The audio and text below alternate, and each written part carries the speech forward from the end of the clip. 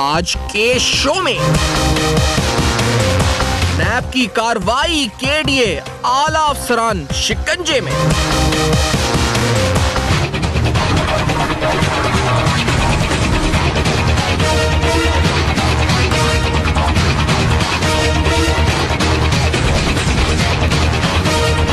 गैर कानूनी allotment, charge parking, बचत बाजार की आड़ में खुदबुर्द, चाइना कटिंग, सरकारी जमीनों पर कब्जे, अहम हकायक बेनकाब।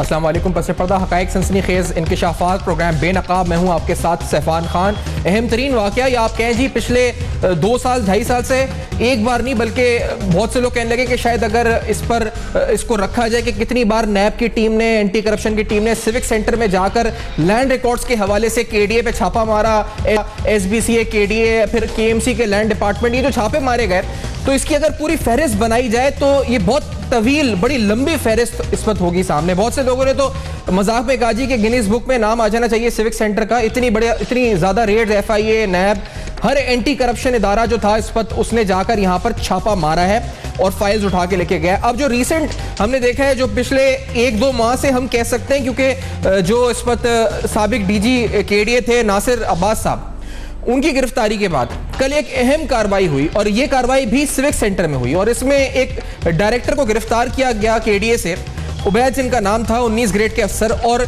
ये निशानदेही नासिर अब्बास साहब की तरफ से हुई थी जमीनों में खुर्द-बुर्द के हवाले से। लेकिन बड़ा स्पेसिफिकली मैं आपको बताऊं, क्योंकि एमिनिटी प्लॉट्स को इलीगली कन्वर्ट करना, इलीगल अलॉटमेंट करना, illegal allotment of amenity plots, ये वो अहम तरीन बात है। यानी जो हम कराची शहर के अंदर ग्रीन स्पेसेस, पब्लिक पार्क्स वैसे ही कम होते जा रहे हैं, पॉपुलेशन बढ़ रही है, लेकिन ऐसे लोग हैं जो हमारी गार्डियंस ऑफ पब्लिक लैंड होने के बजाय हमारी जमीनों को औने पौने दामों में फरोख्त करके इलीगली पार्क्स को कन्वर्ट कर देते हैं। मुबैना तौर पर अभी तो इल्जाम है, बात आगे बढ़नी है बहुत सारी, लेकिन आपको सुनवाते हैं कि जो लोकल गवर्नमेंट के मिनिस्टर जाम खान शो हैं, नासिर अब्बास साहब हैं, वो केडीए की कारकर्दगी के बारे में अब तक क्या फरमाते रहे हैं और तवक्कुआत और केडीए की शान और इदारे के बारे में जो उन्होंने कलमात इरशाद फरमाए हैं, जरा सुने वो क्या कहते हैं, फिर आगे कुछ डिटेल से बताते हैं। जिस तरह से आलीशान इदारा था, केडीए जिस तरह से पाकिस्तान का एक मोतबर इदारा था, जिस तरह से केडीए ने कराची शहर को बनाया, अब उसी केडीए को दोबारा से हमें बहाल करना है। हम अगर इसको मैनेज कर सकें तो जो हमारे फंड्स हैं इधर उधर जो बिखरे हुए हैं उसको एक जगह कर सकें तो कोई मुश्किल नहीं है। हमारा केडीए रिवाइवल हुआ है तो हमने उनसे फंड मांगे, उन्होंने हमें टफ टाइम दिया है। तो ये तो वो मौक़िफ़ है और आपने कहा केडीए की शान बहाल करेंगे, लेकिन आपको सिर्फ एक हकीकत, क्योंकि नैब की आगे जो कार्रवाइयाँ हैं वो तो मैं बताऊंगा, बल्कि फहरिस्त भी दिखाऊंगा कि जो इस वक्त केसेस इन्वेस्टिगेशन इंक्वायरी की सूरत में है, लैंड डिपार्टमेंट, केडीए, केएमसी और एसबीसी, यानी मुख्तलिफ महकमों जो जिनका ताल्लुक ज़मीनों से होता है, उनके खिलाफ जो इंक्वायरीज और इन्वेस्टिगेशन चल रही है उसकी तफसीलात आपको बताएंगे। जो एंटी करप्शन एस्टैब्लिशमेंट की तरफ से मैं अगर सिर्फ इस साल का रिकॉर्ड आपके सामने रखता चलूँ, क्योंकि ये हमने हासिल किया कि जो खतूत लैंड डिपार्टमेंट को लिखे गए केडीए के एडिशनल डायरेक्टर को, इसमें जो खत लिखे गए कोई बात बड़ी नहीं, लेकिन इन खतूत के अंदर जिन जमीनों का हवाला दिया गया, जिनको एमिनिटी प्लॉट्स में कन्वर्ट कर दिया गया कमर्शियल और रेजिडेंशियल में एमिनिटी प्लॉट से, इसमें जैसे लेआउट मांगा गया, खत लिखा गया 11/7/2017 यानी 11 जुलाई को, स्कीम 24, स्कीम 36 कराची का, कि हमने सुना है कि बड़े पैमाने पर आपने एमिनिटी प्लॉट्स कन्वर्ट कर दिए हैं। यहाँ पर एक बाकायदा इलीगल कंस्ट्रक्शन गुलशन इकबाल के अंदर इस हवाले से खत हमारे सामने हम आपको दिखा भी रहे हैं, जिसमें एंटी करप्शन ने एडिशनल डायरेक्टर केडीए से पूछा कि बाकायदा वसीम बाग, एक पूरा बाग था, पार्क था, उस पर एक बिल्डिंग बन गई है, ये आपने एमिनिटी प्लॉट किस तरह इलीगली कन्वर्ट हुआ, इस पर इंक्वायरी चल रही है, आप हमारा साथ दें। ये खत है आपके सामने। यानी हैरानकुन उन खतूत के अंदर जो कॉन्टेंट्स हैं, यानी गुलिस्तान जौहर आप कह सकते हैं कि मेन वो इलाका रहा जो उस वक्त निशाना रहा, और आगे चलकर 4000 गज का एक प्लॉट बोर्ड बेसन क्लिफ्टन के हवाले से भी एक इंक्वायरी है जिसका खत हमने हासिल किया, जिसमें लिखा है जी कि तकरीबन 4000 गज का ये प्लॉट बोर्ड बेसन क्लिफ्टन में, जिसको एमिनिटी प्लॉट था और कन्वर्ट कर दिया गया रेजिडेंशियल कमर्शियल बुनियाद के ऊपर, जो इलीगल था, इस पर भी एंटी करप्शन की इंक्वायरी चल रही है। तो मेरे साथ फिरदौस नकवी साहब, पाकिस्तान तहरीक इंसाफ के सीनियर मरकजी रहनुमा मौजूद है कराची में। फिरदौस नकवी साहब, बहुत शुक्रिया आपने ज्वाइन किया। ब्रिगेडियर रिटायर्ड हारिस, साबिक डायरेक्टर फाइनेंशियल क्राइम्स नैब सिंध, आप हमारे साथ मौजूद है कराची में। और अयाज पलीजो साहब हैदराबाद से हमें ज्वाइन करेंगे, अवामी तहरीक के सरबराह DSNG पे साथ होंगे। तो फिरदौस साहब, शान बहाल केडीए की हो गई है और क्योंकि बहाल तो हो गई और अभी हम जो दिखा रहे हैं ये फहरिस्तें ये तो हैरानकुन तौर पर गुलिस्तान जौहर, गुलशन इकबाल, स्कीम 24, स्कीम 36, क्लिफ्टन, कौन सा इलाका बचा है कराची का पोस्ट जहां पर ये एमिनिटी प्लॉट्स, और ये होता कैसे है फिरदौस नकवी साहब, किस तरह से कन्वर्जन हो रहा है सारा? देखिए बात सारी ये है कि पहली चीज़ तो ये है कि सबसे बड़ी करप्शन की मिसाल ये है कि केडीए जब अपना काम ही नहीं करेगी और कराची शहर के इर्द गिर्द गुलिस्तान जौहर की स्कीम के बाद कोई मेजर स्कीम लॉन्च नहीं हुई जो किसी कंप्लीशन की तरफ गई हो। एक हॉक्सवे के ऊपर जो है वो हुई है और एक तैसर टाउन में, दोनों का हाल देख लीजिए तो आपको नज़र आ जाएगा कि कितना पब्लिक का पैसा चोरी हुआ है। ये हो क्या रहा है? ये रहा है कि केडीए के पास पैसे नहीं है तनख्वाहें देने के लिए, तो उनको जो शहर के डेवलप्ड इलाके हैं उनके अंदर प्लॉट निकालते हैं और उनका वो ऑक्शन कर देते हैं। उसके ऑक्शन की जो रकूम आती है उससे जो है वो अपनी तनख्वाहें और ख़र्चे चला रहे हैं। अच्छा, अब कब तक ये स्टॉक चलेगा? जो गुमनाम प्लॉट्स हैं जब वो ख़त्म हो गए तो पार्कों की तरफ चले गए, पार्कों से हटे तो मस्जिदों के प्लॉट पे चले गए, मस्जिदों के प्लॉट से बचे तो कन्वर्जन ऑफ पेट्रोल पंप के प्लॉट्स पे कर दिया। एमिनिटीज़ को इस शहर में ख़त्म कर दिया गया, कोई एमिनिटीज़ है ही नहीं। और इसी तरीके से ये इदारा चल रहा है और ये with connivance of the minister चल रहा है, इन connivance of government of Sindh चल रहा है और पूरे डिपार्टमेंट को पता है कि ये काम हो रहा है और ये चलता रहा है। और ये आज का मतलब है नकवी साहब, ये आपकी क्योंकि मैं इसलिए पूछना चाह रहा हूँ, समझने के नहीं है क्योंकि ये ब्रिगेडियर साहब इस पर रोशनी, ये जो एमिनिटी प्लॉट होता है ये इसका कन्वर्जन इलीगली अगर होता है तो इसके लिए इनकन्वीनियंस यानी क्या ये केडीए का अफसर खुद कर सकता है, केएमसी का अफसर खुद कर सकता है, या इसके लिए बाकायदा केएमसी काउंसिल की रेजोल्यूशन जाती है या फिर उसके बाद सिंध हुकूमत भी, यानी ये कहां तक किन स्टेजेस में जाता है? जिस तरह ये एंटी करप्शन खतूत लिखे, क्या ये एक अफसर का काम है, ये तमाम ये लोगों का काम है, क्या है ये नकवी साहब? देखिए दो तीन तरीके से है जी। जनरली कुछ प्लॉट्स हैं जिनको एसटी कह दिया जाता है, स्पेशल टाइप। अब वो एसटी जो प्लॉट है उसकी नोटिंग आजकल इतनी महारत से लिखी जाती है कि वैसे तो वो एसटी प्लॉट नक्शे पे बना हुआ है, पीछे फाइलों की नोटिंग में कहीं लिखा होगा कि ये पेट्रोल पंप के लिए है एसटी या ये पब्लिक बिल्डिंग के लिए या इसके, और उसको बाद में कन्वर्ट कर दिया जाता है। वैसे जो एमिनिटी प्लॉट की कन्वर्जन है वो जाएगी केडीए की गवर्निंग बॉडी के पास, केएमसी के पास नहीं जाती, गवर्निंग बॉडी के पास जाती है और वो उनकी रिकमेंडेशन होती है। और जब गवर्निंग बॉडी फंक्शनल नहीं होती तो कंसर्न मिनिस्टर और सेक्रेटरी का अप्रूवल होता है, द लोकल गवर्नमेंट मिनिस्टर जी, उनके पास आती है ये प्रोसीजर। और ये प्रोसीजर फॉलो नहीं होता तो फिर ये लीगल अलॉटमेंट हो जाती है, ये प्रोसीजर फॉलो नहीं हुआ तो ये इलीगल हो जाता है। यही बात है जी, बिल्कुल। हारिस साहब, अच्छा पलीजो साहब भी हमारे साथ मौजूद हो चुके हैं। अयाज पलीजो साहब, आपसे पहले पूछ लूं सर कि ये क्या माजरा इस वक्त है? अभी कल कार्रवाई नैब की हुई है, मैं आज आपकी भी प्रेस कॉन्फ्रेंस आपकी देख रहा था इस हवाले से जो नैब की कार्रवाइयां हैं। सर ये क्या माजरा आखिरकार क्या है? और ये क्या यकीनी तौर पर जो कराची की फ्री स्पेस है यानी जो पार्क्स थे, खुली फिजा थी, उस पर कब्जे हैं, ये लीगली कब्जे हो रहे हैं। पलीजो साहब, नैब की कार्रवाइयां रोक सकेंगी एंटी करप्शन के ये खतूत रोक सकेंगे इसको? सैफान, मुझे तो ऐसा लग रहा है कि कोई मफतूहा इलाका है सिंध, कराची, हैदराबाद, मीरपुर ख़ास, जहाँ पे कोई नादिर शाह दुरानी, कोई अहमद शाह अब्दाली, कोई चंगेज़ खान के फोर्सेस आ गए हैं पोर्चुगीज़ गुस्साए ठट्टा में और किश्तियाँ बिश्तियाँ जला के अब लूट लो, सामान ले लो, फिर वापस जाना है पोर्चुगाल या वापस जाना है अफगानिस्तान। अच्छा, आपकी आवाज से दोबारा राब्ता करते हैं सर आपसे, आपकी आवाज जो है इस पर उसमें हमें कुछ डिस्टॉर्शन आया है। हारिस अवाज साहब, सर ये जिस तरह अभी नकवी साहब ने समझाया कि पूरा जो प्रोसीजर होता है कि ये मामला जो है पहले केडीए गवर्निंग बॉडी फिर जो मिनिस्ट्री कंसर्न होती है, तो ये जो केडीए के एक डायरेक्टर 19 ग्रेड के अफसर हो गए या डीजी केडीए हो गया, तो यानी इसके बाद और चेन है, पूरी चेन ऑफ कमांड है अगर ये तमाम एमिनिटी प्लॉट्स कन्वर्ट हुए हैं। और नासिर अब्बास के केस में क्या मालूमात है आपकी, जो एक्स डीजी केडीए उनके मामला क्या इस पर तफसीलात लेटेस्ट क्या है इस पर? देखें, बेसिकली वो उन्होंने बहुत घपले किए हैं, घपले ऐसे किए हैं कि चाइना कटिंग बहुत ज़्यादा की है इन्होंने, फिर एमिनिटी प्लॉट्स कन्वर्ट किया। और इसका बड़ा सिंपल है तरीका, ये है कि ये ओपन ऑक्शन होते हैं जी। ओपन ऑक्शन में anybody can come and give a bid, जो डेवलपर हैं, जनरल लोग हैं, वो करते हैं, लेकिन उससे पहले आपके रीज़न होने चाहिए। आप सर्टन लोकेलिटीज़ में आपके पास होते हैं ग्रीन एरियाज, फिर आपने दूसरे जो अम्यूनिटीज़ होती हैं उसके लिए ये चीज़ें छोड़ी जाती हैं और उसको फिर बाद में नहीं कन्वर्ट किया जाता। यहाँ पर गड़बड़ की गई है और इसमें सिंध गवर्नमेंट भी मेरे ख्याल में इन्वॉल्व होनी चाहिए। इट्स नॉट ओनली कि ये KDA का DG जो ग्रेड 19 के वो ये कर सकते हैं और पहले उसके नोटिंग होती है, एक डिक्लेयर किया जाता है कि इसको क्यों किया जा रहा है, या आपके पास वाकई फाइनेंशियल कंस्ट्रेंट है जिसकी वजह से आपकी स्टाफ की सैलरीज नहीं है, तो इवन देन महकमे की कोशिश होनी चाहिए कि मैक्सिमम बेस्ट प्राइस पर इसको ऑक्शन करें। अच्छा, या मिली भगत से होता है कि KDA के DG ने खुद लेना है प्लॉट या किसी और स्टाफ के नाम पे बेनामी करके लेना है, तो वहाँ पर घपला होता है और वो एक नाइंसाफ़ी होती है। पहली तो बात है कि इनसे ये सवाल करना चाहिए कि KDA के पास क्यों फंड नहीं है, क्यों फाइनेंशियल क्राइसिस है, इनके पास सोर्स ऑफ अर्निंग कौन सी है जी। पहले कैसे सिस्टम चलता था, अब सिस्टम क्यों ख़राब हो गया, इसको अगर हम देखें तो फिर आपको पता चलेगा कि बैड गवर्नेंस भी है। अच्छा, मेरिट पे लोगों को पोस्टिंग नहीं, बड़े मामला, बहुत सारे मामला, तो ये इशू ज़्यादा थे जिसकी वजह से करना चाहिए और फिर इवन नैब को भी चाहिए कि केसेस को एक्सपीडाइट करें।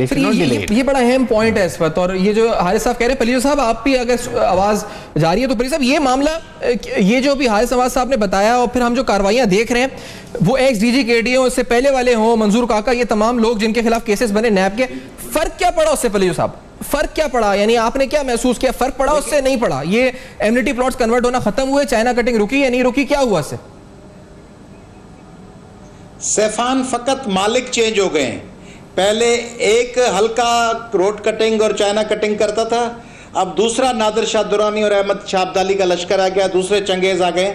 अब उनको क्या करना है, सबको पता है कि लूट का माल है, पाकिस्तान पूरा लूट का माल समझा हुआ है, सिंध लूट का माल समझा हुआ है, सिंध का बड़े में बड़ा शहर कराची लूट का माल समझा हुआ है, शादी हालों के नामों पे, रोडों के नाम पे, पार्क्स के नाम पर। अब करना क्या है, देखिए आपके अगर वहां पे स्टेक्स हैं, आपको अगर अब तक टीवी में रहना है साल 2 साल, तो आपका एक एटीट्यूड होगा।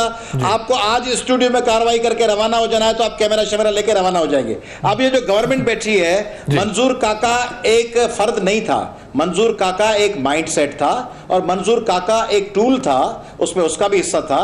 उसके ऊपर जो बादशाह सलामत थे, उनकी हिदायत पे मंजूर काका चला गया, दूसरा आ गया। और नैब की भी बात सुन लेना सैफान साहब, नैब ये कर रहा है कि दिखावे के लिए वो सिंध में कुछ कार्रवाइयां करता है। उनका टारगेट सिंध की लीडरशिप इसलिए नहीं है कि फिलहाल वो समझते हैं कि हो सकता है कि ये हमारे किसी न किसी काम आए। अच्छा। इसलिए नैब का ये टारगेट है कि पता नहीं कब इनकी जरूरत पड़ जाए किसी इनके मौकफ की, या हो सकता है ये नवाज शरीफ साहब के साथ इन लीग हो जाए, इसलिए इनको वेटिंग लिस्ट में रखना है, इनको दिखावे के लिए पकड़ना है, फिर इनको शादी हाल पे शिफ्ट कर देना है, जेल से निकाल के हॉस्पिटल ताश की एक गड्डी दे देनी है, वज़ीर आला के साथ बैठ के ताश खेलना है। ब्रेक लेनी है मुझे सर, आप कह रहे हैं कि दिखावे के लिए हो रहा है, और ये क्या महसूस करते हैं? और हारिस नवाज साहब ने तो कहा एक्सपेडाइट होना चाहिए नैब के केसेस को। मैं अभी आपको एक फहरिस्त दिखाऊंगा इस ब्रेक के बाद आके, फिर हारिस नवाज साहब, नकवी साहब और पलीजो साहब का कमेंट्स भी लेंगे, क्योंकि उसमें तमाम लिस्ट है जो इन्वेस्टिगेशन और इंक्वायरी की हमने हासिल की है, जो जमीनों के हवाले से। देखिए हम जमीनों पर प्रोग्राम कर रहे हैं, तो जमीनों के हवाले से जो इंक्वायरीज, इन्वेस्टिगेशन और ट्रायल चल रहे हैं, हम भी नकाब करेंगे इस ब्रेक के बाद।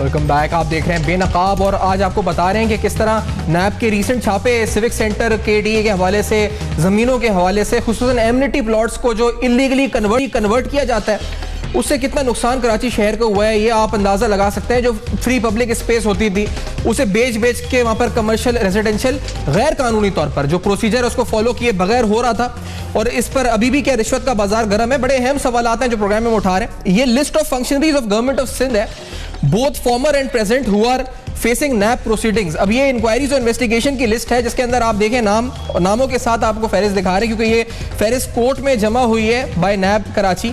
इसमें सिंध लैंड रेगुलाइजेशन कमेटी के चेयरमैन, उसके साथ ex secretary land utilization Shahjan Shamoon साहब, आफ्ताब अहमद नेमन सेक्रेटरी लैंड यूटिलाइजेशन, जिनके खिलाफ इंक्वायरी चल रही हैं।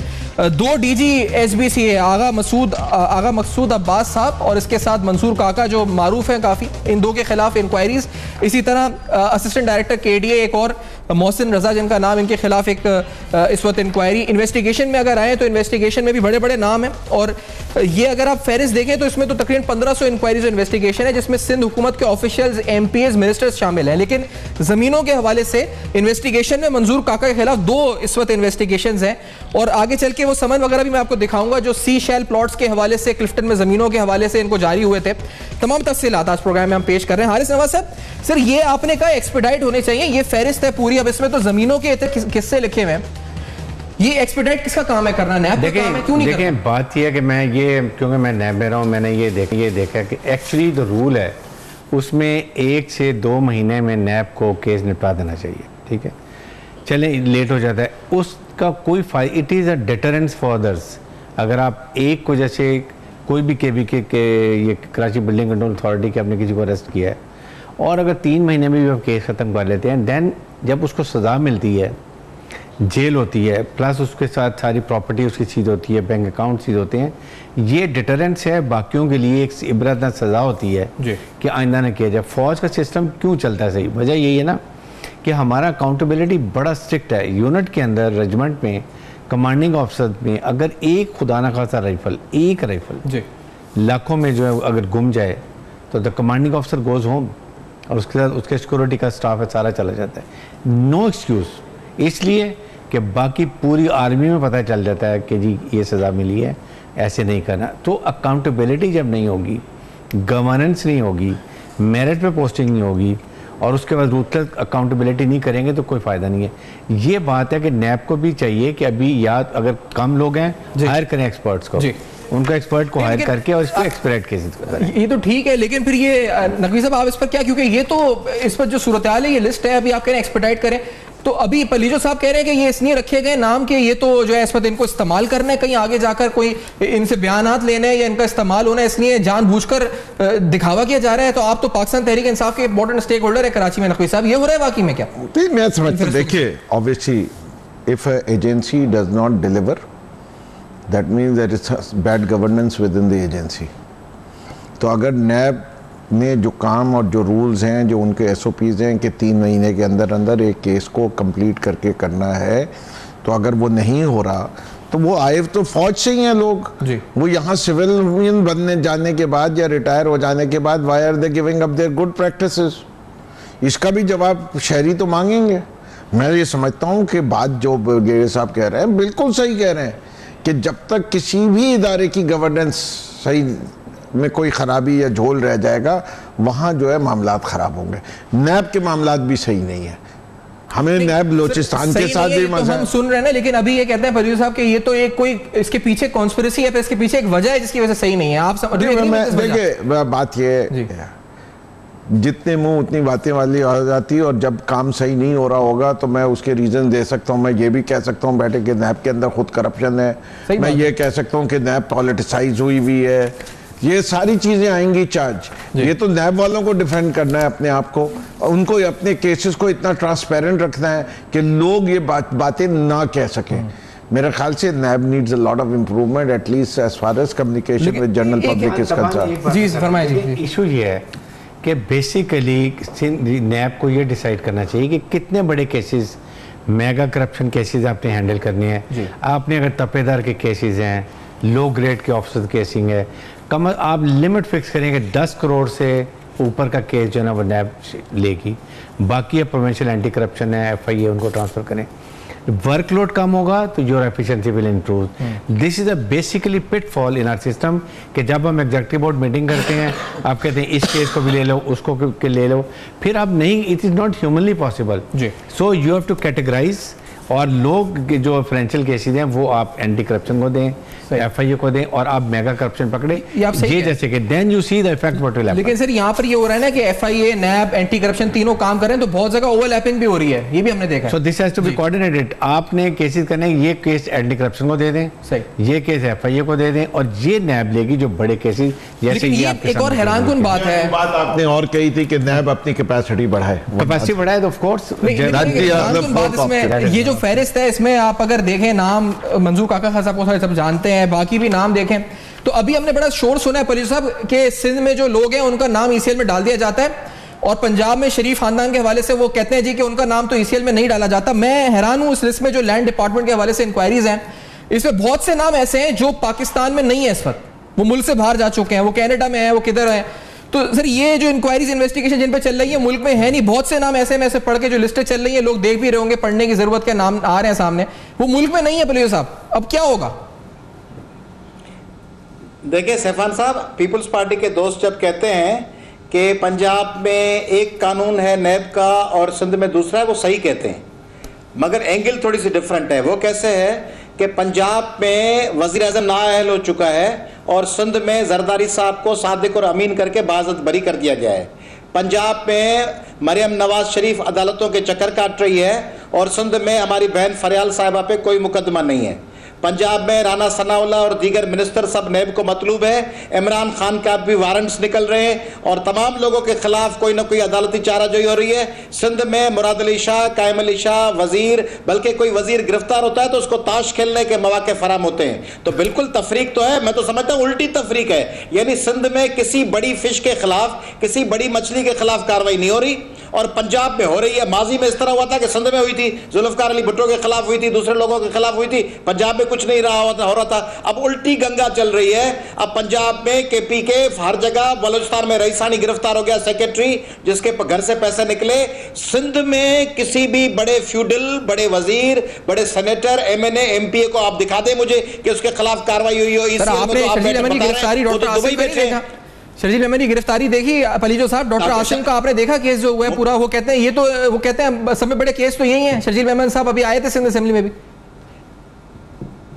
शर्जील साहब हमारे भाई हैं, ताश खेल रहे हैं, मुझे भी भिजवा दे, मैं भी ताश पीस कोड खेलना चाहता हूं और वो जगह रमी खेलना चाहता हूं सेंट्रल जेल में और हॉस्पिटल में। और डॉक्टर आसिम बाइज्जत बरी होके घूमते फिरते लंदन में बैठे हैं, गुनगुना रहे हैं। 50 अरब रुपए खाने वाले हमारे भाई हाथ हिलाते हुए लंदन रवाना हो रहे हैं, कराची में खिताब फरमा रहे हैं, जिले के सदर बन गए। ऐसा अगर नैब का ये इंसाफ है और अदालतों का ये तो आप इनकरेज कर रहे हैं पाकिस्तान के तमाम ब्यूरोक्रेट्स को, लोगों को कि आओ भाई इस बहती गंगा में से हाथ धो लो, खाओ पियो ऐश करो, आखिर में आपको छुड़वा लिया जाएगा, कोई ना कोई पॉलिटिकल नेगोशिएशन हो जाएगी। इसलिए मैं ये कहना चाह रहा हूं सैफान, मैं बुनियादी बात ये कर रहा हूं कि बाजी में क्या हुआ था कि जब जुल्फकार अली भुट्टो के खिलाफ कार्रवाई हो रही थी तो पीएनए को अपने एतमाद में लिया गया था, असगर खान, गफूर साहब, दूसरे वली खान साहब। फिर आपने देखा नवाज शरीफ ने बेनजीर के खिलाफ कार्रवाई हुई तो नवाज शरीफ एतमाद में था। फिर बेनजीर खुद मुशर्रफ साहब को अप्रिशिएट किया था जब नवाज शरीफ को हटाया गया था।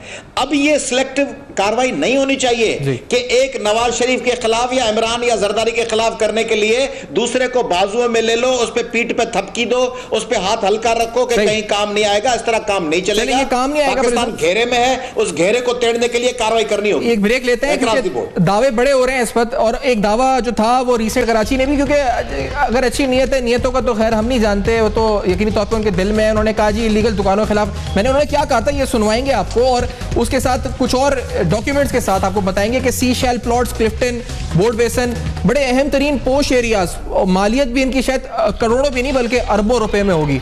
मामलात वहां क्या हुए हम बेनकाब करेंगे इस ब्रेक के बाद।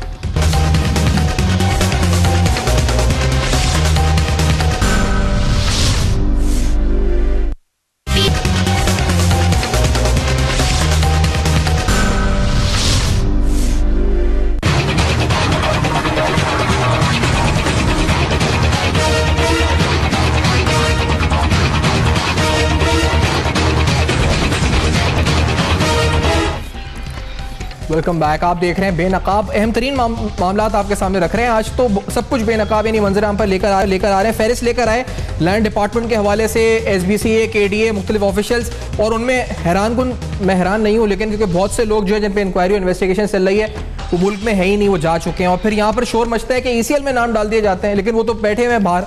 बहुत से नाम ऐसे थे, मैं स्पेसिफिकली लैंड के हवाले से बात कर रहा हूँ जो इंक्वायरीज इन्वेस्टिगेशन की लिस्ट में दिखाई है। सी शेल प्लॉट से कन्वर्जन के हवाले से नैब के समन्स है DG KDA को। फिर एक और इस वक्त जो एक और मामला इंपॉर्टेंट केस है, क्योंकि दो इन्वेस्टिगेशन मैंने बताया कि साबिक DG SBCA पर चल रही थी, इस वक्त भी इस वाले पर तो चल ही रही हैं।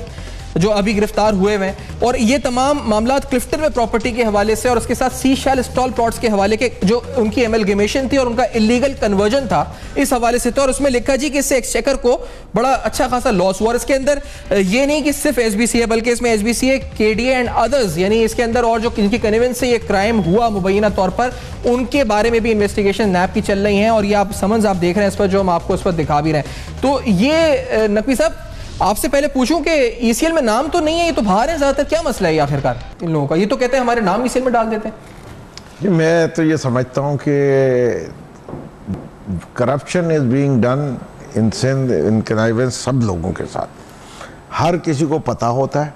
आपने जैसे जैसे केसेस सुने हैं कि एक साहब गए और वो डिपार्चर के डोमेस्टिक डिपार्चर से इंटरनेशनल डिपार्चर क्रॉस करके चले गए without even going through immigration.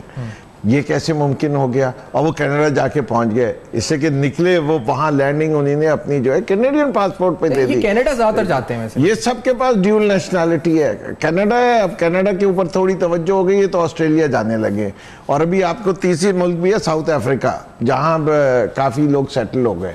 तो ये सारे जो गवर्नमेंट के अफसरान जिन्होंने बेतहाशा दौलत कमाई हुई है उन्होंने अपनी हमाजगा सवाल था कि ये जो तनकीद होती है कि ईसीएल में नाम डाल दिए जाते हैं, औरों के तो नहीं डाले जाते, हमारा नाम ईसीएल में डाल दिया जाता है, तो ये तनकीद कितनी बजा है फिर? क्योंकि ये नाम तो ज्यादातर जा चुके हैं मुल्क से।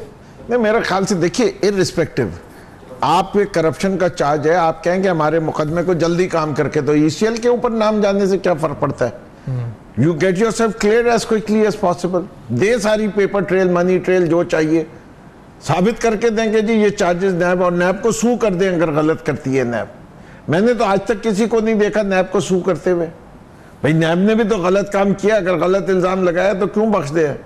इसके मसले हैं नैब के पास कुछ ना कुछ जरूर होता है कि अगर नैब उन्हें प्रोसिक्यूट करने से छोड़ भी देती है तो इसके माने मुकमुका किया है नैब वालों ने, वरना सही मानों में तो नैब के अफसरान को सू कर देना चाहिए। गलत इल्जाम है तो आप इस वक्त जो है वो सू कर देना आपको, ये सीधी बिल्कुल बात है। यानी ताकि नाम ही ना चले ना, फिर हम भी ना चले, कोर्ट पे भी नाम जो रिपोर्टें पेश होती हैं तो सही बात है, सू कर दें कि हमारे पास गलत हो रहा है, बिल्कुल ठीक है। लेकिन ये मेयर कराची क्या कहते हैं? क्योंकि ये मैंने अभी आपको दिखाया amalgamation of sea shell stall plots दुकानों पे कब्जों के हवाले से, जो वो कहते हैं हमने दावा किया कि उन्होंने छुड़वाए हैं, उसकी उनकी कारकर्दगी कितनी हद तक मुतासिर कुन या सेटिस्फैक्टरी है, जरा सुने कहते क्या है पहले वो। रिकवरी वाले डिपार्टमेंट तबाह हो चुके हैं, करप्शन अरूज पे थी, उस पे आज भी है। दुकानें बेची गई, मैंने तुड़वाई दुकानें, सब जानते हैं ये, मैंने वो दुकानें तुड़वाई हैं जिनको इलीगल दुकानें बेची गई हैं। उन आदमियों के लिए मैंने सस्पेंशन की है और अब एफआईआर के लिए भेज दिया है, और उसके लिए एंटी करप्शन। मेयर साहब बताते हैं कि जो उन्होंने कार्रवाइयां की हैं, हारिस साहब पहले आपसे कि ये इस पर कार्रवाइयां इन्होंने की हैं, ये कहते हैं हमने की हैं कार्रवाइयां सर, लेकिन ये चाइना कटिंग की जो इस्तिला है ये तो हमने सुनी इस पर थी कि ये जो है इस पर बिलखुसूस एमक्यूएम की जो हमें तरफ से तोहफा मिला कराची के शहरियों को, और चुन्नू मामू और पता नहीं कौन कौन से कैरेक्टर्स हमने सुने जो पहले आप ये बताएं इनके ऊपर कितने नैब ने केसेस किए हुए? नहीं, मेरे पास लिस्ट में वसीम अख्तर का नाम है। आप करप्शन के चार्जेस में जेल में थे, इसीलिए तो वहां से कंटेस्ट किया था इन्हीं ने इलेक्शन बैठे हुए। सर वो तो मुख्तलिफ केसेस थे ना, 12 मई का केस और पता नहीं वो सारे बहुत सारे केसेस थे, करप्शन भी है, एडमिनिस्ट्रेटर ऑफ लोकल बॉडीज भी इन पे बड़े करप्शन के चार्जेस थे। ये कोई क्लियर कोई हुए अभी तक नहीं। आप ये कह रहे हैं कि ये जो कह रहे हैं दुकानें उकानें गिराई हैं सब गलत है, ऐसा नहीं हुआ जी? मेरे ख्याल से देखिए पाकिस्तान में क्या होता है, हर आदमी अपना झंडा चढ़ाने के लिए बहुत कुछ कर लेता है। एक्चुअली जो है इंस्टीट्यूशंस किसने बनाई हैं, और इंस्टीट्यूशनली कंट्रोल करना चाहिए ना ये चीजों को। मैं आपको आज कह सकता हूं कि देखिए इस शहर कराची में कितनी इंक्रोचमेंट है केएमसी की, क्यों नहीं खत्म करवा रहे? किसके पैसे जाते हैं? रोड साइड प्लॉट्स के ऊपर नर्सरियां बनी हुई हैं, किसको पैसे जा रहे हैं? मेयर साहब क्यों एक्शन नहीं ले रहे? मेयर साहब की खामोशी ये बताती है कि या कि उनकी पार्टी के अफसरान या पार्टी के वर्कर्स इस इंक्रोचमेंट से फायदा उठा रहे हैं। नहीं, लेकिन मैं सब में इंपॉर्टेंट सवाल ये पूछना चाहता हूँ कि आज अगर हर समस्या हम जाते हैं मकान बनाने हैं, कोई भी अपना छोटी प्रॉपर्टी, अब तो खैर ये काबिल ही नहीं कि एक आम आदमी मुतवसत तबके वाला के कुछ अफोर्ड कर सके, सर क्या वो रिश्वत वो तमाम चीजें इन कार्रवाइयों के बावजूद अभी भी जारी हैं या आप रुकी हैं? अब क्या हुआ है? फर्क पड़ा कोई? बिल्कुल चल रही है, वही चल रही है। इशू ये है कि यही बात है कि आपने जब तक जिनको पकड़ा उनको सजाएं नहीं देंगे, वो सजाएं नज़र नहीं आएंगी, तो वो कहेंगे ये तो 10 साल केस चलता रहेगा, चलो रेफरेंस भी चला गया, चल रहा case. So speedy justice is main important. और सेकंड, जब ये दुकानों पे कब्जे हो रहे होते हैं, जो जिस वक्त भी पहले भी यहाँ मेयर रहे हैं, सिटी गवर्नमेंट थी, उस वक्त ये कब्जे होने क्यों दिए गए सरकारी ज़मीनों के ऊपर, हमारी प्लॉट्स के ऊपर क्यों कब्जे होने दिए गए, अब गिराने की क्या ज़रूरत पड़ गई है। सो ओवरऑल सिस्टम को देखने की ज़रूरत है कि हम इसको कैसे ठीक करें। इस वक्त नैब के जो केसेस हैं, मैं आई स्टिल एम्फेसाइज इसकी कैपेसिटी बढ़ाएं, जो भी एक्सपर्ट्स हैं उनको आप कॉन्ट्रैक्ट में लेकर आएँ और इमीडिएटली ये केसेस को ख़त्म करें। और जो छोटे केसेस हैं अब वो हमें ट्रांसफ़र कर देने चाहिए एंटी करप्शन को, FIA को, ताकि वर्कलोड एक अगर IO के पास 25 केस हैं, आप मुझे बताएं कि 2, 3, 4, 5 दिन के बाद एक आधे घंटे के लिए वो एक केस सुनता है, कैसे करेगा। तो you have to find a way out. जी, ये आपको ऑर्गेनाइज अपना वर्क करना है, मैनेजमेंट करनी है, and then see the result will automatically. Sir results को आप किस तरह वो करेंगे, कैलकुलेट करेंगे, ये बड़ा सवाल है। मैं पलीजो साहब आपसे पूछा, क्योंकि रिजल्ट्स को कैलकुलेट करने का तरीका हम जब पूछते हैं कारकर्दगी, तो अगर ये कहा जाए कि हमने इतने ट्रिलियन रुपीस की लैंड रिकवरीज कर ली हैं 1 साल के अंदर, नैब कहता है, या हमने इतने ट्रिलियन की लैंड रिकवरीज करके एक्सचेकर को पैसा वापस, स्टेट को पैसा वापस दे दिया, सर ये एक जांचने का तरीका होगा कारकर्दगी, या फिर ये तरीका होगा कि रिश्वत कम हो गई और चाइना कटिंग कम हो गई, क्या होगा तरीका, और क्या ये कम हुई है फलीजो साहब? सैफान, देखे दुनिया भर में जो पनिशमेंट का कॉन्सेप्ट है वो रिफॉर्मेटिव भी है, मगर उसमें बुनियादी बात है कि वो डिटरेंट है या नहीं है, वो चीज़ दूसरे लोगों को इस किस्म के क्राइम करने से रोकती है या नहीं। यहाँ पे आपने एक शख्स पे मुकदमा किया, उसने 10 साल में कोई 2 अरब बनाए और वो ह्यूस्टन टेक्सास में या वो सिडनी और मेलबर्न में शिफ्ट हो गया। आपने उसको पकड़ा, उससे 5-10 करोड़ बरामद किए, उसकी बेल हो गई, कैनेडियन पासपोर्ट पे वो चला गया और जाके वैंकूवर में वो सेटल हो गया। 2 अरब पहले उसके पास हैं, बच्चे उसके UBC में, यूनिवर्सिटी ऑफ ब्रिटिश कोलंबिया में पढ़ रहे हैं या ह्यूस्टन यूनिवर्सिटी में।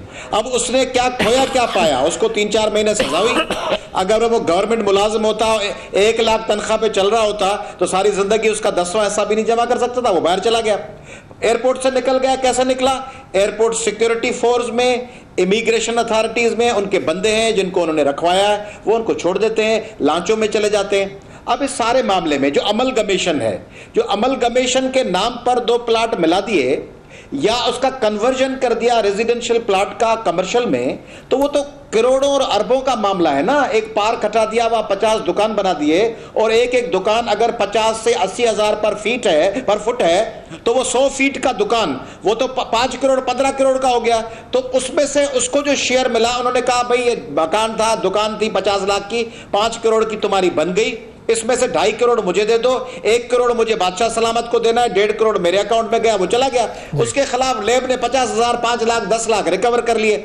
मैं और उसको हाई कोर्ट बेल भी दे देती है, और एंटीसिपेटिव बेल में वो बंदा बाहर भी आ जाता है। बादशाह सलामत को देना है, हाँ ना, बादशाह सलामत को बादशाह सलामत को दिए बगैर कैसे काम होगा? अच्छा, फिर दूसरी बात, अब इन तमाम मामलात पे ऊपर जो बादशाह सलामत बैठे हैं, वो बादशाह सलामत कहते हैं कि कोई ऐसी हालत होगी जो मेरे सेनेटर, MNA, MPA बैठे हैं, वो असेंबली में मैदान में उतर जाएंगे कि फला इलीगल कार्रवाई हो रही है और इंतकामी कार्रवाई हो रही है। 50 लोग, और तो छोड़े, हमारे भाई रजा रब्बानी और एहसास हसन भी शोर करना शुरू कर देंगे, कमर जमा कायरा भी शुरू कर देंगे कि बेचारों के साथ ज्यादती हो रही है 6 अरब रुपए खाने वालों के साथ। नतीजे में ये सिर्फ Karachi building control authority, Sindh building control authority नहीं, बिल्डिंग कंट्रोल अथॉरिटी भी, KMC भी, KDA भी, HDA भी, ये तमाम मली डेवलपमेंट अथॉरिटी भी, और उनके साथ लियान में, कनाइवंस में वो तमाम इदारे जो उनको प्रोटेक्ट करते हैं, सिंध का एंटी करप्शन कार्रवाई से फर्क नहीं पड़ा। एक और चीज, कार्रवाई से फर्क नहीं पड़ा ना, मतलब बात ये कि आप कह रहे हैं कि वही का वही सब खड़ा है, मतलब बढ़ गया।